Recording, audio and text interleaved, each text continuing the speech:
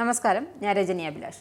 ഇന്ത്യയും പാകിസ്ഥാനും തമ്മിലുള്ള യുദ്ധം വാർത്തകൾ നിറഞ്ഞു നിന്നിട്ട് അധിക ദിവസമായില്ല. ഇപ്പോഴും ഇന്ത്യ വെടിനിർത്തൽ നടപ്പിലാക്കിയതിന് പിന്നിൽ പ്രവർത്തിച്ചത് താനാണെന്ന പൊങ്ങച്ചം പറഞ്ഞു നടക്കുന്ന അമേരിക്കൻ പ്രസിഡന്റ് ഡൊണാൾഡ് ട്രംപിന്റെ വിടുവായുത്തം തകൃതിയായി നടക്കുന്നുണ്ട്. ഇതൊക്കെ ഒരു വശത്ത് നടക്കുമ്പോഴും വീണ്ടും മറ്റൊരു ആക്രമണമാണ് ചർച്ചയാകുന്നത്. ഇസ്രയേൽ ആക്രമണം. ഇസ്രയേൽ ഇറാനു നേരെ നടത്തിയ ആക്രമണവും ഇറാൻ നടത്തിയ പ്രത്യാക്രമണമെല്ലാം ചർച്ചകളിലെത്തുകയാണ്.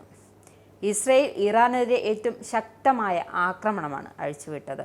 ഇതിന് പ്രതികാരം ചെയ്യുമെന്ന് ടെഹ്റാൻ പ്രതിജ്ഞയെടുത്തിരുന്നു. ഇസ്രായേലിനും സഖ്യകക്ഷിയായ അമേരിക്കയ്ക്കും സങ്കല്പിക്കാൻ കഴിയുന്നതിലും അപ്പുറമായിരിക്കും അതിൻ്റെ പ്രതികരണമെന്ന് പ്രസ്താവിച്ചിട്ടുണ്ട്. ഇതൊരു പൂർണ്ണ തോതിലുള്ള ഇറാൻ ഇസ്രയേൽ യുദ്ധമായി തീരുമെന്ന ഭീതിയിലാണ് ലോകം. ഇസ്രയേൽ സ്വപ്നത്തിൽ പോലും വിചാരിക്കാത്ത തിരിച്ചടിയാണ് ഇറാൻ നൽകിയത്.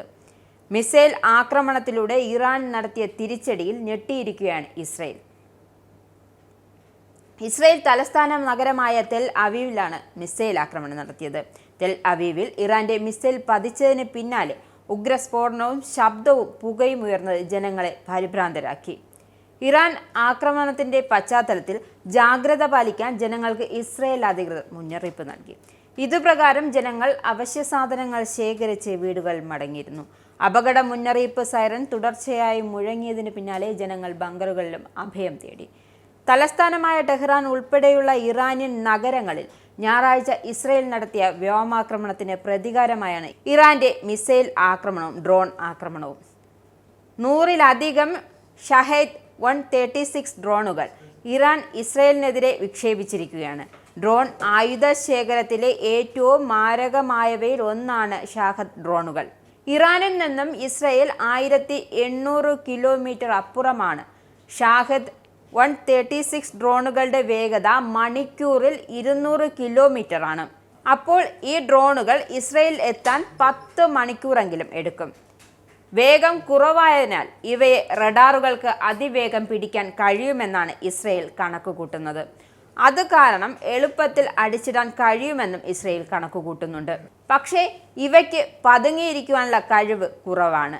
ഇറാൻ തേനീച്ചകളെ പോലെയാണ് ഈ ഡ്രോണുകളെ അയക്കുക. 100 മുതൽ 200 ഡ്രോണുകൾ ഒരുമിച്ച് കുതിച്ചെത്തുമ്പോൾ അയൺ ഡോം എന്ന ഇസ്രയേൽ വ്യോമ പ്രതിരോധ സംവിധാനത്തിന് എല്ലാ ഡ്രോണുകളെയും പിടിക്കാൻ കഴിഞ്ഞില്ലെന്ന് വരില്ല. ചിലതെല്ലാം കണ്ണുവെട്ടിച്ച് ലക്ഷ്യസ്ഥാനത്തേക്ക് പതിക്കും. ഷാഹദ് ഡ്രോണുകളുടെ പ്രഹരശേഷി അപാരമാണ്.